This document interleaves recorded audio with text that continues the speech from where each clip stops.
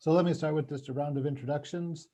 First, we have Dr. Wendy Ellis, who's an assistant professor in global health and the director of the Center for Community Resilience at the Milken Institute School of Public Health at George Washington University, where she and her colleagues seek to improve the health of communities by enabling cross-sectoral partners to align policy, program, and practice to address adverse childhood experiences in the context of adverse community environments, or as Ellis has coined it, the pair of ACEs.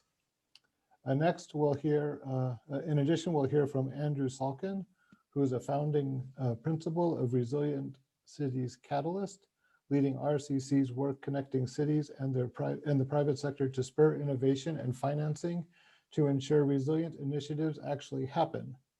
And before that, he worked with 100 resilient cities on their leadership team. Also joining us is Khadija Khokhar, who is a 20-year-old environmental organizer who works in DC and Metro Detroit to address environmental racism and intersectionality in the fight against climate change. Currently serving as the co-founder of the 0 Hour DC chapter and the social media lead for the national 0 Hour movement. She has been a leading organizer in national environmental marches, including the 2019 March on DC. And then additionally, we have Stephanie Rico, who's a senior vice president and environmental affairs business initiatives manager for Wells Fargo. In this role, Stephanie leads efforts to help the company foster more resilient communities. Okay, so let me start off with a question to Wendy.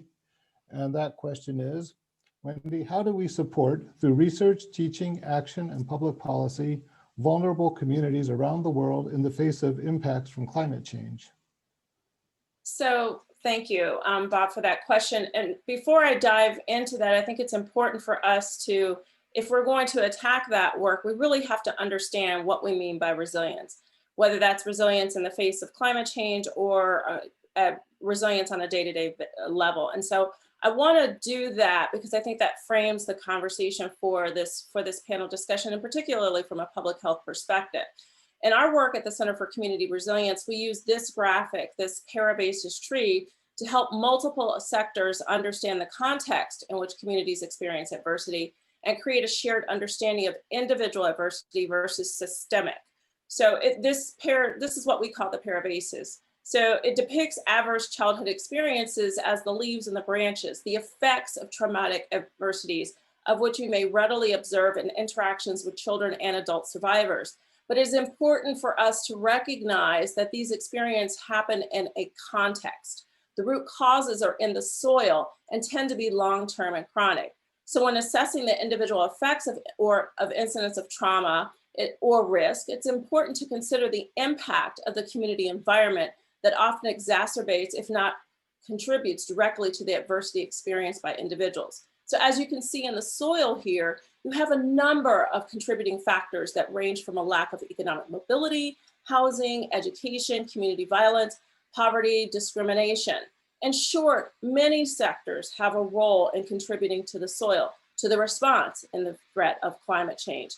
The resilience of a community, both in the presence of chronic adversity, as well as in the incidence of sudden and chronic adversity, is an all-in sectors piece. And we understand too that there are specific communities that have a disproportionate effect as far as adversity and risk to adversity. So that's why we have to also consider equity at the center of this work. We have to think through how will we measure equity, moving towards equity over time, and in order to really think about community resilience as something that's not just ephemeral, but something that's hard and fast measurable. So that's the work that we do at our center, and thinking about how you connect these systems and policies to the community characteristics and these population health outcomes.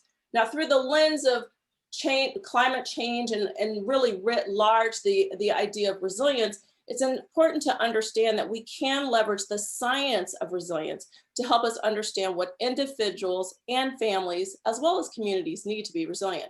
It's not an individual trait, but rather sources from access to supports and buffers. Resilience is an ecosystem that responds in times of needs, but is also active in preventing the experience of adversity in the first place. So this is a small chart here just to kind of orient you to what the science of resilience has already told us with regard to what individuals and families need in order to bounce back from adversity. But it also helps us to think about what needs to be in place to prevent adversity in the first place, and what those buffers are needed at the family level as well as at the community level. Now, in the face of climate change, many of us have begun to think or have applied these models of community resilience that have derived from the emergency preparedness and disaster response literature. This here is a model from the Norse model that helps us to begin to think through what have we learned from past chronic or acute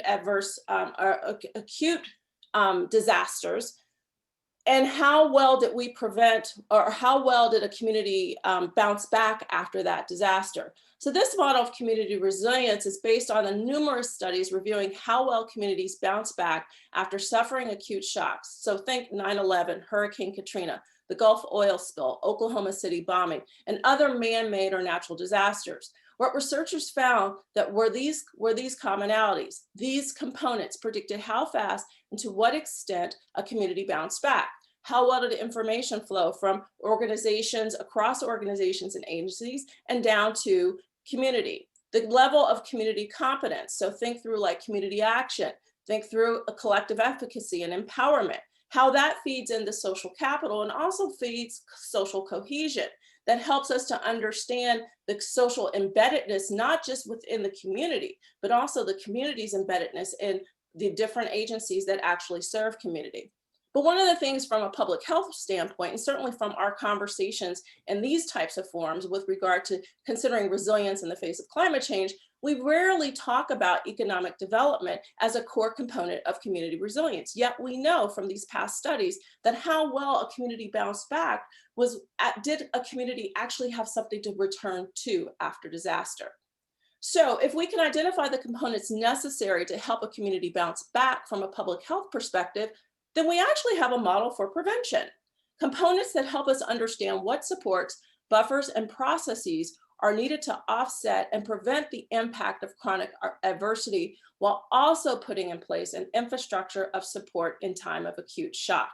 This is community resilience that is built with community in collaboration with systems and economic development. Community resilience with equity and prevention at its core.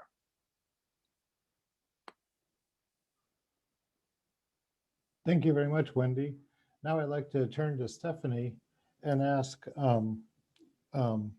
what more can corporate America add to these efforts to build resilient communities? Sure. Thank you. And first, I would like to say I agree with a lot of the points that were just made earlier about resiliency. And I'm going to do a sound check. Am I echoing, or is it just echoing to me? It's not echoing on this end. It's not? No. Okay. Good. All right. So just, yes, agree with much of what was said. And I think that for corporate America, you know, a lot can be done. And one of the focus areas would be thinking more about long-termism and focusing on not just, you know, the bouncing back and mitigation, focusing in on root cause and adaptation, but making sure that the long-term perspective of business activities are considered. And I'm going to pause here because I'm echoing, so I'm going to dial back in. Okay, we'll see you in just a minute. So Okay. let me continue on and ask Andrew, what about in the government sphere? What can be done there to build resilient communities? Thank you, Robert. It's great to be here. I want to commend you all for having this really important conversation, not just on paper for the last several years, and here you are having your first forum, so it's really great to see. And I look forward to seeing how the work you're going to be doing at GW changes because of forums like this and the good work of the students and the institutional leadership. One of the things that we try to do, and if we build on the resilience definition and the work that Dr. Ellis shared with us on what does it take to build resilience, what we try to do at Resilient Cities Catalyst is partner with governments to help them understand that they're a key player in almost every one of these sectors. So the buffers that Dr. Ellis shared that really support resilience, you can almost trace every one of those buffers back to something that government's either supporting, funding, doing, or that they could change what they do that would better facilitate improvement of that work. And what our experience has been is often what happens in government is they get hung up by several different challenges. One, the nature of government is that, to pick up on something Stephanie was saying, it's not so long-term. And I guess the long-termism of government is kind of lost. And, here we are trying to solve 50-year problems or problems that have taken many, many years to solve. And we want to do it in a 4-year election cycle, and even worse, inside a 1-year budget. And these problems aren't going to be solved in 1-year budgets, not going to be solved in 4-year election cycles. And government doesn't quite have the tools to do that unless they take a step back and think a little differently. Now, the problem is they have a hard time thinking differently because they become siloed. And these silos that government works through is this exercise in how government begins to focus on doing the task that was handed to them. And in the process of making that task efficient, they actually forget the purpose. And this goes back to my experience in working in New York City government for many, many years, which is often you say, what are we trying to do here? And the answer was whether, the answer ends up being, well, we're trying to repave the street in the most cost-effective way possible. And then when you ask someone, but what's the purpose of the street?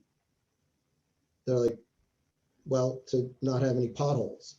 And if the goal of government is to make sure there's not any potholes, then I think we're really missing the point on how do we activate the assets and the infrastructure, both physical infrastructure, social infrastructure that exists to actually create the communities that are supporting the livelihoods that we want.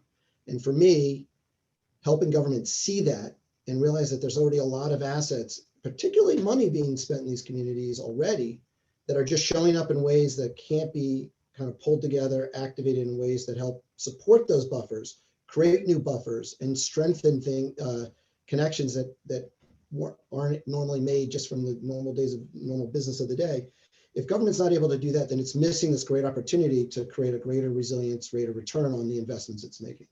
And so one of the things I spend a lot of time when I work with government is the mayors will often say, well, we have no money. And my answer is, except for all the money you already have. And then the question is, how do you use that money to achieve these goals? So when you think about building a community and a city that is fighting community resilience and building resilience to climate change, one, you need to understand what that means and what those goals are, right? You have to both understand what the goal of climate change is and what you could do to prevent that. But then you also need to understand what the impacts of climate change is on your community. But you also need to recognize, and I think Dr. Ellis laid this out really well, there's a lot of other things happening in the community. There's a lot of other shocks and stresses and a lot of adverse pieces that are there, whether it's on the top of the tree or in the soil below. Those have to be dealt with at the same time. And this is really important for government because you don't always get reelected, right? I think over 468 mayors have pledged something about being climate neutral by some point, but you don't get reelected necessarily by becoming climate neutral. You're going to get reelected by helping to create better places for your citizens to live. And so your solutions need to do much more than just deal with climate. They need to do much more than just deal with the impacts of climate. And one of the things that we've learned during COVID is that the systems of a city and the systems of an urban place, they're complex and they are interconnected. And if we aren't thinking about ways to strengthen all of these systems, and I think Dr. Ellis's chart was great, the community system, the individuals, the economy, the infrastructure, all of it working together, you're going to miss opportunities to really strengthen who you are in the work that you're doing. And more importantly, you're going to spend a lot of money helping to make sure your roadways don't have potholes and missing the purpose that now roadways are places where restaurants thrive, where communities come together, and where people find, shelter from inside, I guess, because we're all tired of being inside, they find shelter outside and get together. Yes, thank you. Okay, so let me turn to Khadija now. And here at GW, much of our success is actually because of our students. So what role do you see for emerging generations of leaders taking going forward? And then more personally, what is my generation missing that you guys need to take care of now? Yeah, so I think that there is a really great sense of urgency coming from the younger generation. And I think that a lot of the international pressure on the climate movement that is seen today is directly as a result of youth direct action, and pressure put on governments, put on people in power by the youth, as seen through climate marches and strikes and lobbies.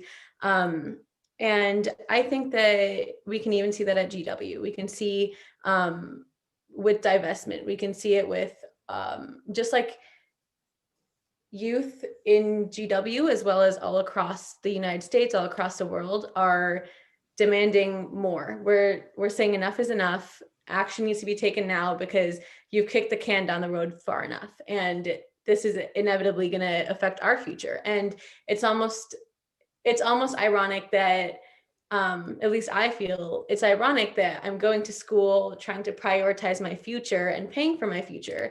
But at the same time, I am putting money into a school, and I'm putting money into infrastructures and places that are only harming my future, like through the climate crisis. And they're paying money into big oil companies and banks and things. So I think that there's been a huge outrage with the younger generation. And I think that it's almost like time's up, and we're saying enough is enough. We need to see something happen. We're tired of like the same excuses all the time. So that's where I've seen that there's been a large public outcry.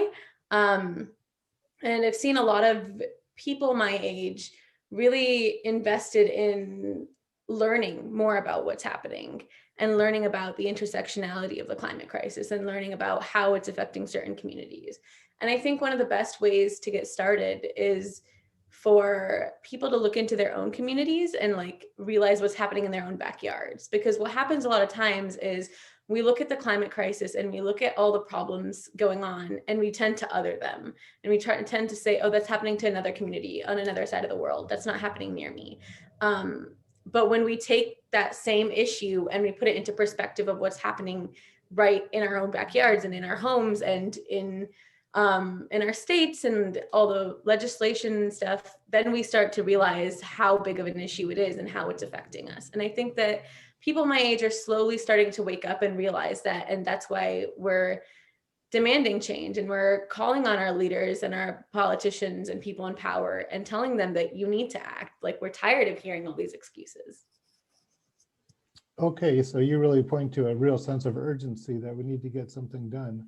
So first of all, let me just remind the audience that you can submit questions to the panel and we'll address them to the panelists through the Q&A and chat function on Zoom. But then let me, building on what Khadija was saying, Wendy, let me turn back to you and we'll do another round. Thinking about the research you've done and the urgency of these questions, how should we be supporting our communities around impacts of climate change? And what kind of action should we be taking now? What have you seen that's worked? Yeah, I mean, I think that there's an opportunity here, both wrapping together what Khadija spoke to, but also going back to what Andrew was talking about action now, but also accountability and the government's role in that. And so I want to share my screen because, again, because this is also some of the work that we're doing. Hold on for a second. I'm not sure I'm sharing the right screen. That is meant to hold systems accountable, but also recognizing the complex and interconnected systems.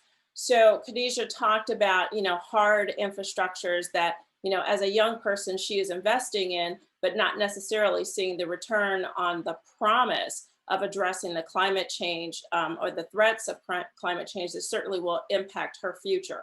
So our work at the Community Center for Community Resilience is really thinking about, again, using that Norris model. If we already know what are some of those components that contribute to resilience of how a community can bounce back, and also recognizing that we spend a lot of money in all of these public infrastructures, and yet we have these chronic adversities that are almost predictable by race, by space, that there seems to be a level of accountability that's missing to ensure that our communities can bounce back, but also the prevention of this chronic adversity. So we've created these equity dashboards that are meant to do two things. Number one, hold our systems accountable, and begin to understand in a measurable way how all of these systems and the policies across these different systems contribute to the outcomes that we see. That it's not merely just, say, the housing industry that perhaps has some contribution with regard to community characteristics, but it's the interaction of the housing industry and the public schools policies and criminal justice and law enforcement, all of these that come to rest in one place. And so that contributes to these, you know, whether it is a lack of investment or under-resourced areas, because you have many of our assets that are disproportionately spread across these communities. So when we think about this from a longitudinal perspective, we have already in place. We do not need to create new measures. All of the measures are already publicly available. It's putting them all in one place and harnessing the power of these data to be able to understand how we hold each other accountable and how these policies and practices across multiple sectors influence the outcomes that we see from a community perspective, as well as all the way down to a public health, population health perspective. So that provides us with this context for the system's response when we're talking about building community resilience, that we do have to, going back to the Norris model, addressing the lack of economic mobility that really undermines so much of the ability for a community to bounce back and actually bounce forward and thrive. Connecting, as Andrew spoke to, there are many assets. There's much money that's already being spent, but it's being distributed in a very fragmented way. In fact, the way that we finance many of our agencies are so fragmented that it disincentivizes these agencies from actually working together to address many of the gaps and the risks that are created in the face of climate change, or disproportionate risk that's created in the face of climate change for some of our communities. That if the context for systems response, also, we have to recognize the increasing racial, spatial, and economic segregation that puts many of our communities specifically at risk. And the need for these upstream approaches, and the only way we can do that is through the connection of all the systems that are contributing to the outcomes that we see in our communities. So again, it's this importance of creating the metrics to achieve equity over time. And our biggest barrier are ourselves. And that's translating what we already know into action and generating the political will. Now, I know, Robert, you were going to ask a question about, you know, how is the difference? How might this be applied differently from an urban environment to a rural environment? And I will draw your attention to the chart there at the bottom there. You know, we look at childhood poverty rates as sort of like this, the canary in the coal mine, like what is the level of risk for our communities? And these are aggregate national numbers just to show you that there isn't a large difference between the burden of childhood poverty between urban communities and rural communities. And so I would ask you, if that's the case, then if the poverty levels, because children don't live in isolation, they live in the context of a family and they live in the context of a community. So what we're looking at are similar poverty rates or similar risk rates across urban and rural communities. And what is the commonality? It's all the same policies, it's all the same practices, and it's the same patterns of disinvestment or lack of investment that is driving so many of the outcomes. So I agree wholeheartedly with Andrew, is that, you know, we really do have to look at the role of not just government, big G government, but also looking at local and state municipalities, the decisions that they are making with regard to investments, allocation of resources, and the ability for putting in place all of these supports and buffers that we know from the literature, again, the evidence of what will help people, not only help people and communities bounce back, but really giving them a fair shot of an equitable future. All right, thank you very much, Wendy. Yeah, that's excellent. Stephanie, I wanted to turn back to you and give you a little bit more of a chance to speak. I hope you have your sound system working now.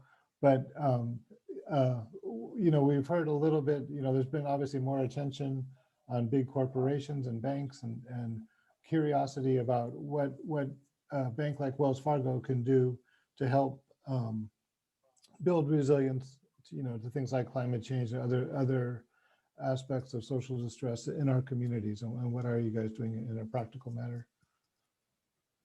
Sure. So first, let me do a sound check. You sound great, so perfect. Okay. I removed the phone. So there's a ton that we can do and a ton that we are doing to kind of hone in on greater resiliency. And so there's great kind of demand right now from kind of investors and customers and thinking about investing in sustainability type issues, whether it be addressing climate change or thinking about social equity and things like that. And so one of the ways in which we can help, and one of the ways in which we have been helping, is by helping our customers in the issuance, for example, sustainability bonds or sustainability linked loans and things like that. So finance certainly is an area where we can kind of lean in and do what we can to help our customers and kind of work on those mutual goals of resiliency and, addressing climate change, etc. So for sure, that is an area. One area also where we have been leaning in on is really kind of working to understand what are the ways we can further kind of deploy capital to these areas. And so we've been focusing on, there are two examples that I'll provide. One was working with the Business Council on Climate Change in San Francisco, where we had a project to really understand just that and do research on how we can, maybe build kind of a hub or just further kind of advance and catalyze finance for sustainable projects. And so we took a dive and we did some research there, and there, frankly, a lot is being done, a lot more can be done, and there's a lot of opportunities to drive harder. And one of the examples is really kind of thinking about, working with cities, etc. And one of the areas there is when you're thinking about, financing infrastructure project, is, getting that thinking of, what is the additionality? What are the extra, components that you would want to be part of this project to make it more resilient and get it in on the front end? And so I think just across the board, there's a lot of opportunity to drive the language and drive awareness about kind of what is being sought after on the front end. So that is one area. Another area that we've kind of dived into is working, we funded a project with an organization called CDP and their Matchmaker program. And that was a program where we were looking at, matching investors to municipal infrastructure projects that require funding, and seeing if we can make marriages and get them funded. So a lot more work is happening on that front, but definitely financing these opportunities is mission critical. Also, on the, this is also important, but we do have a, philanthropy program kind of focused on resiliency and, working within the communities to help kind of think about projects that can add to community resiliency, whether it be, thinking about addressing, fires through fuels management, floods, droughts, et cetera, So a lot can be done, a lot is being done. And certainly, while I'm thinking, I have, prioritizing finance, there is something to be said about walking the talk. So ensuring that we're already carbon neutral in our operations. And currently we are working to measure the emissions associated with our lending activities. And so I'll stop there. But there's a ton, and actually I'm not stopping.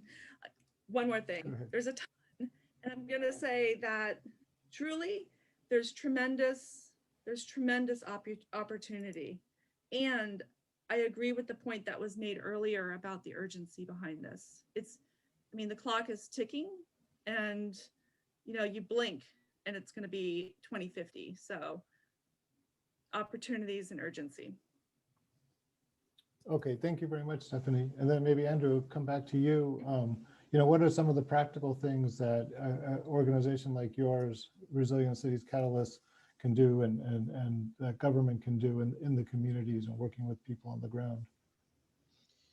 Well, I think one is improving the communication of both what is it that shared vision is that the city may have and the communities may have and the individuals may have, and how do you bring that together so that you can make sure that the investment you're making, regardless of whether it's specifically for climate change or climate mitigation, whatever it is, it should be solving the challenges that that community faces, or said another way, strengthen the buffers that you need so that that community can thrive. And often people just don't know what that is, and they don't know what it is that you're trying to do to recover from that. And we have this unique situation because of COVID where, we find that often I found that it's hard to govern, being in government, to govern, because it's unclear often exactly what your metrics are and what you're measured to, as Dr. Ellis was saying. But in times of crisis, it's usually pretty clear. After a superstorm, and you clean up and you recover, you get people back to normal. But what do you do after a crisis so large and so big and so dramatic as COVID has been? And we're still in the middle of it, and we're also we're starting the recovery. We don't know the full damage, but we do know that it has exposed many challenges that I think we knew were there before, but we pretended weren't. And now is a great opportunity for us to ask these questions, and for government to ask this question of, well, COVID happened, so what really did happen to our communities? What happened to the individuals that live there? What happened to the way that people live, the way that people afford to live in our communities? What happened to the jobs that we have? What happened to the budgets that we're using to actually support government? What are the social services that we're most leans on? What happened to our schools? These are really great questions. We know the answers. We're watching them happen in front of us, but yet I'd argue a lot of governments can't answer those questions. They're struggling very hard to get back to normal. And if we know that the old normal wasn't right, wasn't good enough, then we actually need to be understanding the current where we are now and begin making investments in what we want our future to be.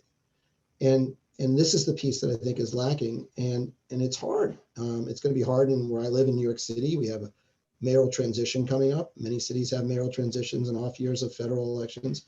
And this is a really terrible time to have leadership change, although it can be a really dynamic time for leadership change, because what Stephanie was really getting at is this is a moment of urgency.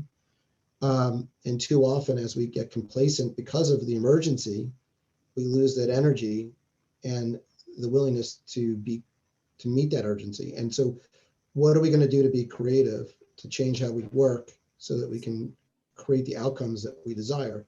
So one is embracing indicators that are already there, understanding how those indicators actually play out and connect to a vision that you want for your community and your city, and then communicating what that is and finding true partnership so that the investments you're making are working with the people in the community, and the institutions in the community, the business in the community, to actually achieve the outcome, or at least meet them where they need to be, so the investments you're making at least can be helpful, as opposed to bureaucratic and perhaps undermining. So, you can have a restaurant on the street, but that we're going to set so many codes that you actually can't actually have a restaurant on the street, that kind of thing. So this opportunity for everyone to embrace the opportunity that COVID has given us to be innovative, to be creative, continue to break down the silos, and connect our investments that we have, the money we're going to spend to really drive the outcomes that we want.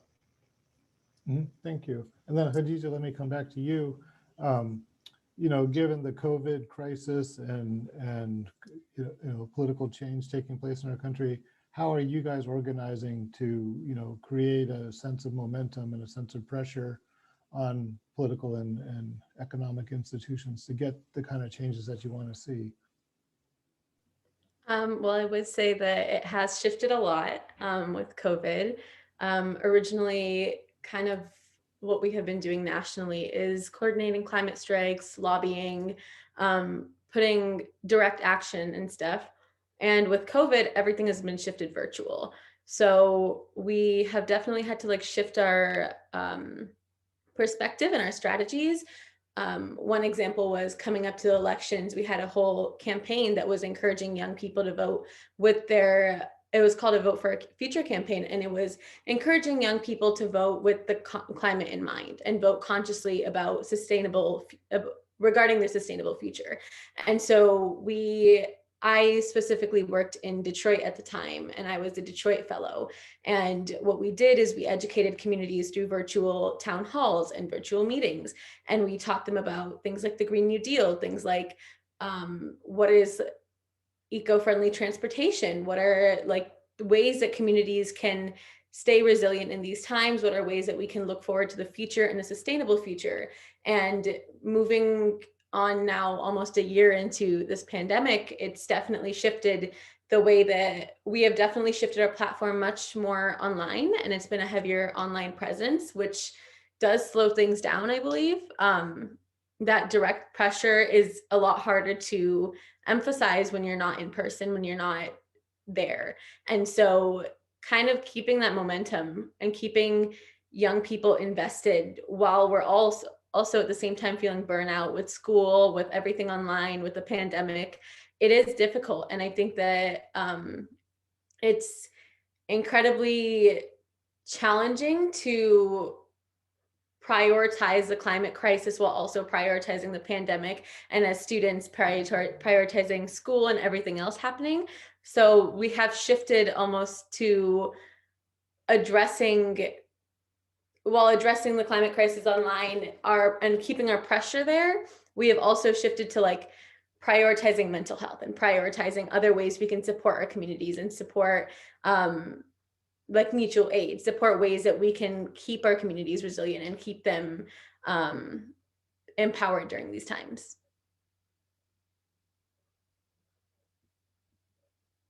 Oh, you're muted. Sorry about that. We're starting to get a few questions from our audience. So let me, this is a practical one. I'd like to address it first of all to Stephanie, and then maybe go around. But coming from the audience, what is more important in getting meaningful buy-in from communities and corporations? Is it the carrots or the sticks? And how do you think that balance works? Go ahead, Stephanie. You know, it's a good question, and I think it's a little bit of both. I think carrots are typically useful. Like if you had to prioritize, I would prioritize carrots, and then maybe only use the sticks if the sticks were necessary after the carrots were used. But sugar typically works better, just generally speaking, and including topics of resiliency. I mean, thinking about, you know, opportunities and benefits, and, you know, like there's, I'm not saying, you know, turning lemons into lemonade or whatever that expression is, but, you know, there are a lot of systemic issues in our society today that I'm not saying everything can be necessarily resolved, you know, and hopefully they can, and over time, but definitely incentivizing, you know, carrots would be a good way to, generally speaking, a good way to move the needle versus sticks. Mm-hmm. Especially if you want long-lasting solutions. Yeah, go ahead. Long-lasting solutions would be using the carrots. Andrew, did you see that same sort of dynamic in the government or NGO sectors that you work in? Sure. So one of the things that I think is important, I think regulation is important. And it's one of the roles that I think local government forgets that it actually does, because it's traditionally been in the business of doing operations. But over time, really, when you take a step back, government is in the business of regulating. It regulates behavior of how people use the streets. It regulates behavior of nonprofits behave because they're providing contracts that ask them to act in certain ways. So regulation is an interesting entry point that not a lot of government would raise their hand and say, like, you don't hear mayors saying, I'm the biggest regulator in town. Now, it doesn't mean regulation's bad. I mean, it's usually geared towards safety. It's geared towards driving towards specific outcomes. But over time, regulation can add up, and it can be in such a way that it starts to become in its own way. And an example of that is, like, typically you'll hear, like, we have, across the country, many storefronts are now closed. So over the next 18 months, as we hopefully move away from this pandemic, we're going to hope that those storefronts reopen.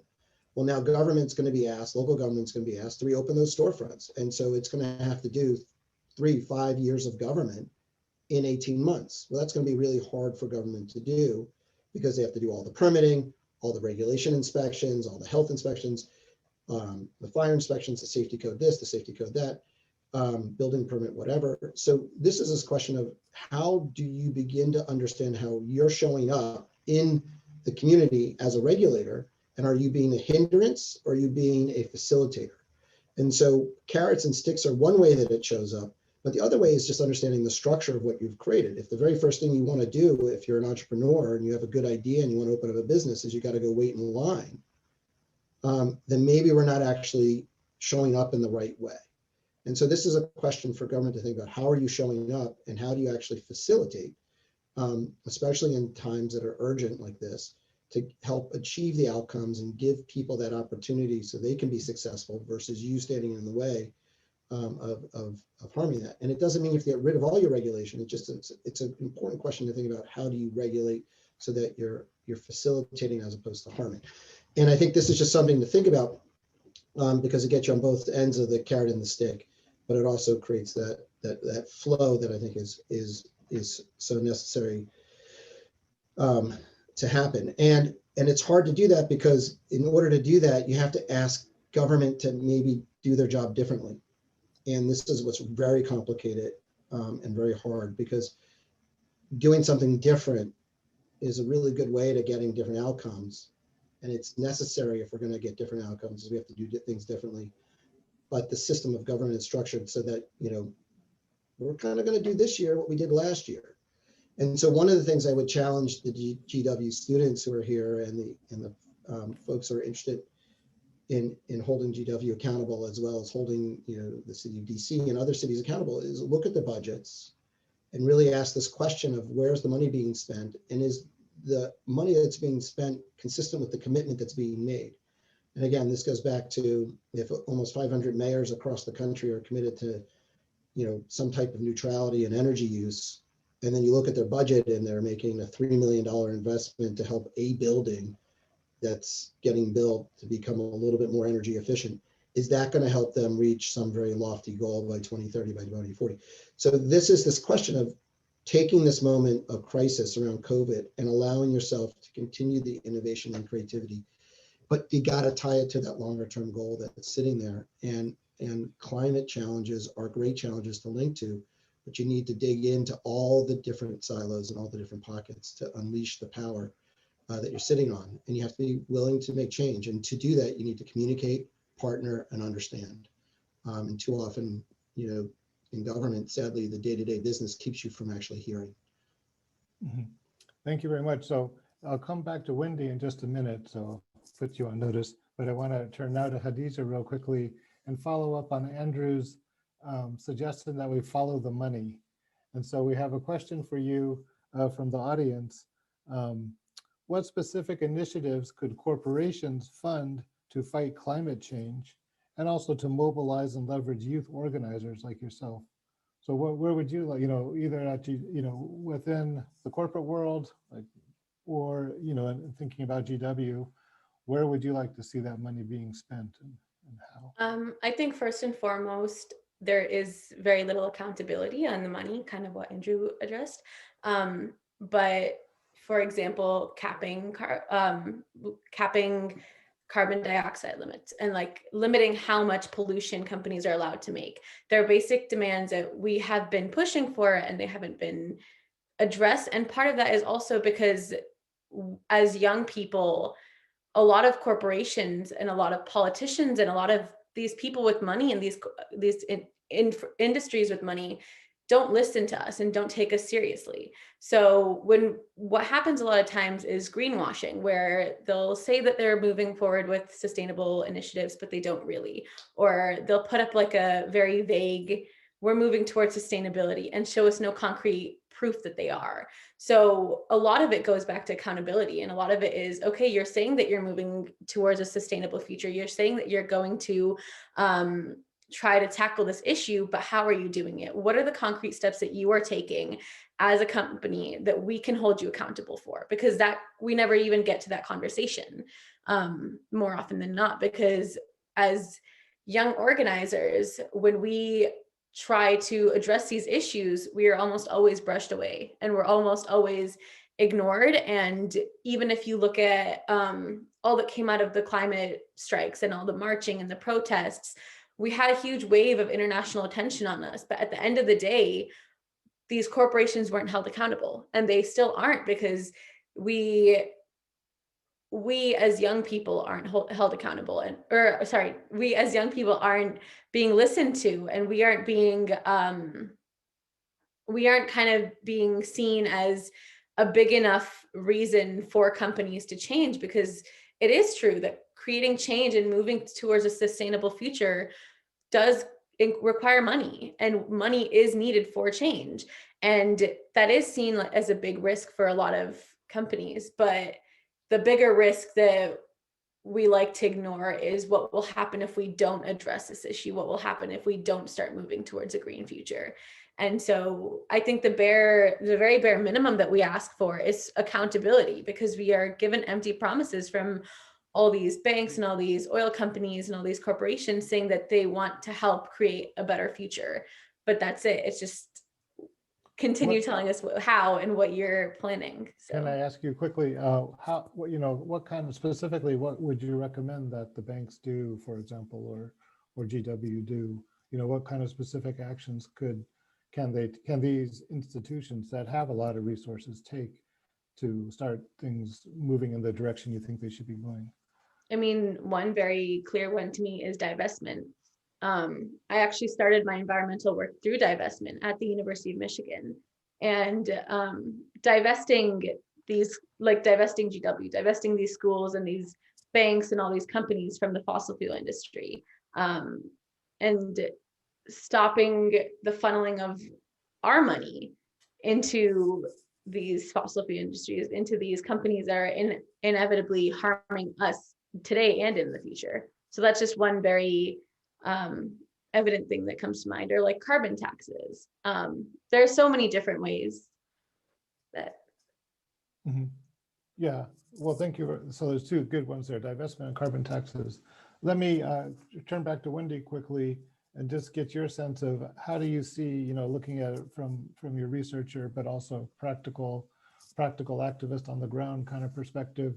How do you see these different approaches, the sort of the carrots, the sticks, the specific techniques of divestment? I think one of the things that we're all kind of talking around and not necessarily coming out with explicitly is that when we talk about change, there's a necessary need to shift power.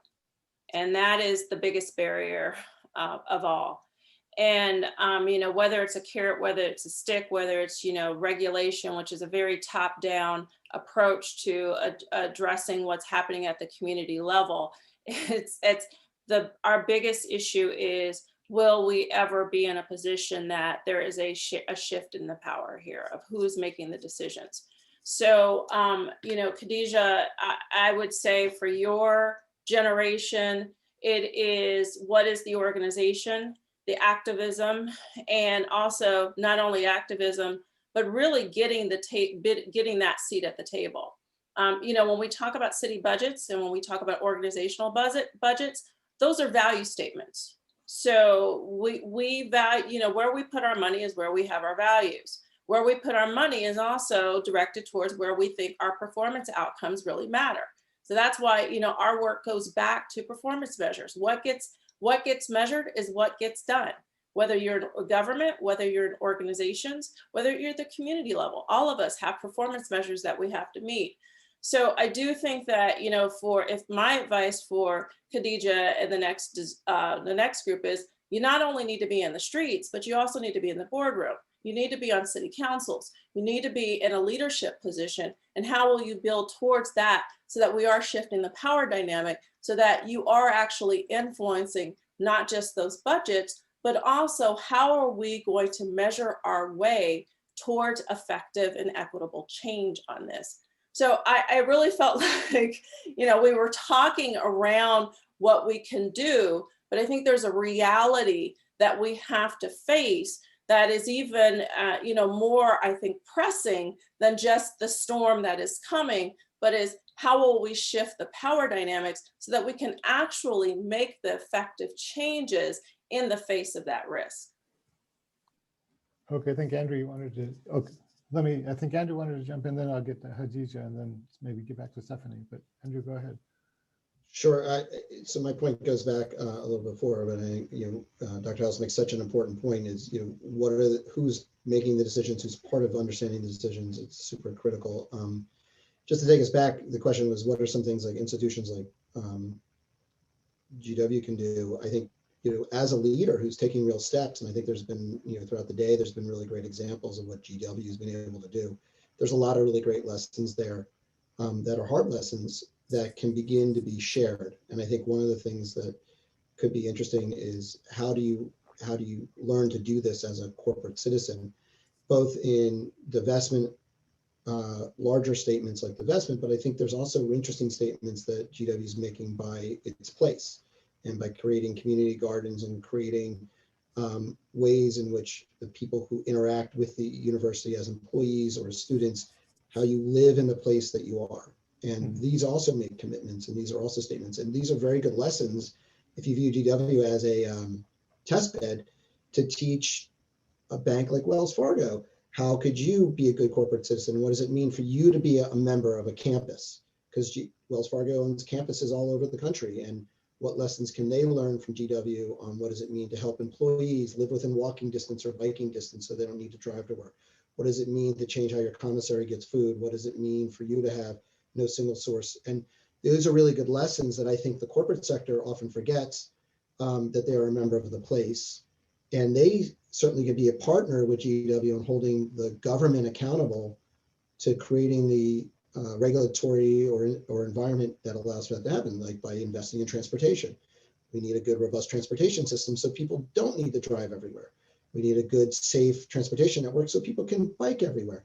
Those are things that make it very hard when it's the individual activist, but when it's the institutions advocating for support, that changes. And what's becoming great now is institutions like GW are learning these hard lessons, and city governments are learning some of these hard lessons. They can begin to teach and work with the corporate partners who have made important goals and statements, teaching them to also then back it up with actions that are affordable or things they can do beyond disinvestment, but also changing how people work, like charge for parking. So there's no free parking. That might change how people get to work.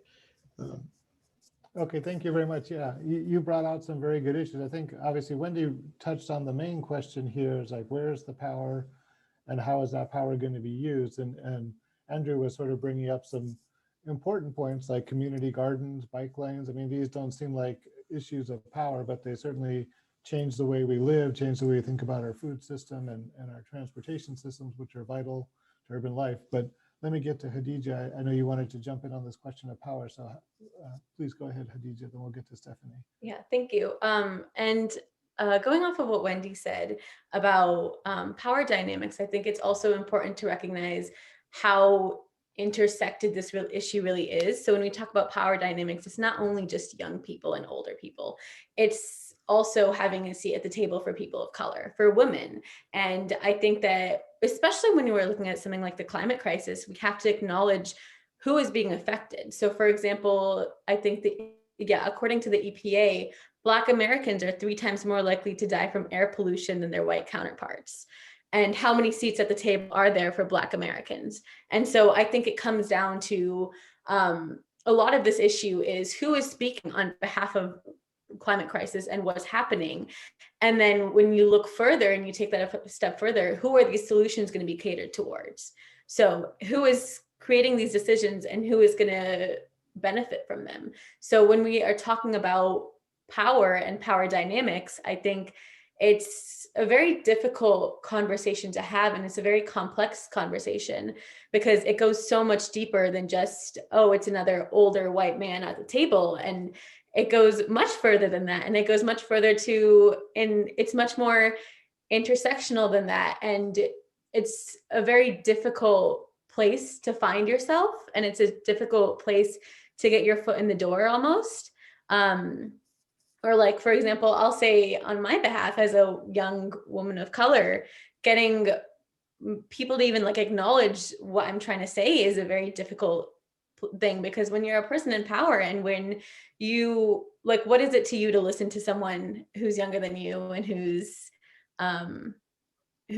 not in a position of power? So I think that it's a very difficult hurdle that we have to address and we have to move forward from, and it's not easy. And I think that part of it is that the generation is younger and that we are youth demanding this. And part of it also is that there are so many complexities when it comes to power beyond just generational. There are so many other nuances that fall into power dynamics. So I think that also goes into kind of what Wendy was mentioning about power and the difficulties in addressing this crisis with some concrete solutions. I'm sorry, I just have to jump in here because I would know nothing about the intersectionality of power dynamics when it comes to race and gender. That was a joke. But I mean, it is, because I sit at that intersection my entire life, it's the skin I live in.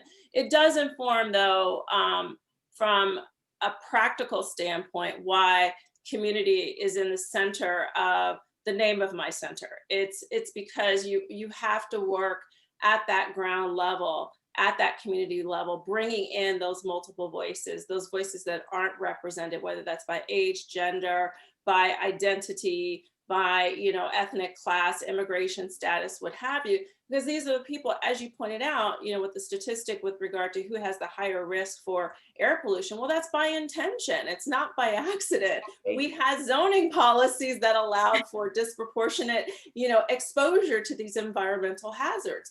So again, you have to have that community voice, that lived experience, those folks that are coming to the table and then creating the system of accountability with the measures we already have in place. We know what's driving the disproportionate risk. It's all there in black and white. It is now who's going to be at the table that's actually going to be active and dismantling these processes that drive these outcomes predictably and reliably, and then being active in constructing something that's new. Yes, government has a place, but I'm sorry, government has signed off on most of the things that are driving the outcomes that we see. So we can't trust government to do it alone. It will have to be a partnership. And with that is where we have the power dynamics that will come in play.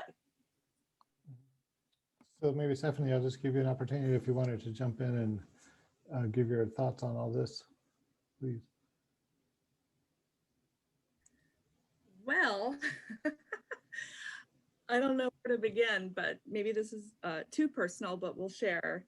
I'll at least get some of it as a child of immigrant parents and living in one of the most diverse zip codes in the United States and also in the shadow of refineries. So at least I can get part of it from a personal perspective. So just sharing. I would say that there's definitely a role for everybody, and going back to carrots and sticks, the activists and the divestment movement and, investors, et cetera, it kind of adds, pressure and focus, right? Then you have your regulations and emerging regulations, which also kind of drive focus and hopefully some, standardization and, confidence in which way kind of markets are going. You have, different agencies like S&P, which is a rating agency. They came out maybe a couple of weeks ago saying for the first time that they were thinking about downgrading a group of energy companies, at least in part due to the transition to a low carbon economy, right? And so that, if you're thinking about it, could be looked at more as a stick versus a carrot. And, you know, it's like, what is the response to that going to look like? You know, are we going to see more of that, et cetera, et cetera? And also thinking about, you know, everybody kind of coming together, you know, and with all the different pressures of the carrot or the sticks, the pressure, and also the opportunities to drive forward. I do think that there's a role for everybody, and definitely a role for us within finance as we have the opportunity to kind of help kind of fuel a lot of the changes through finance. And also, you know, I did want to comment kind of on the divestment, because and I'm not saying that there isn't a role for it, but just it's kind of, you know, one bifurcated, like invest, not invest. And I do think that there's a role, an important role for transition and working together, because some, you know, change unfortunately isn't going to happen overnight. And so one of the questions is, you know, how do we work with our customers? We know a lot of them already have greenhouse gas emission reduction goals. Some of those goals are kind of based on renewable energy portfolio standards that are happening within states. You know, for various reasons, goals are happening, and it's working to transition, at least from a climate perspective, is transition it in line with science and make sure that we are keeping those curves down. So I'll stop there. Yeah, thank you very much. So I think we just have like 1 or 2 minutes left. So I kind of wanted to go back to Khadija, since you know, you kind of represent in this panel at least the future of where things are going. So I was kind of wondering, what are your plans, you know, thinking about building community and resilience going forward for this semester, and how do you see, you know, the new environment that with the new administration and that sort of thing in our country? What are you going to be taking advantage of there, and what are you going to be doing? Yeah, so I'd say definitely we have had a lot of discussion on the new administration under with 0 Hour, the organization I work with. And there is a lot of hope. There's a lot of excitement. There's a lot of hope, because finally it seems like after so long, there's some progress at least. But that being said, there's still a lot of accountability that we're trying to push. And I think that's one of our biggest things for this administration, because what we have seen, particularly with Biden's administration, is that a lot of his climate policies are a direct response to pressure from young people, from pressure from like organizations like Sunrise and 0 Hour and all these demands that we have put forward.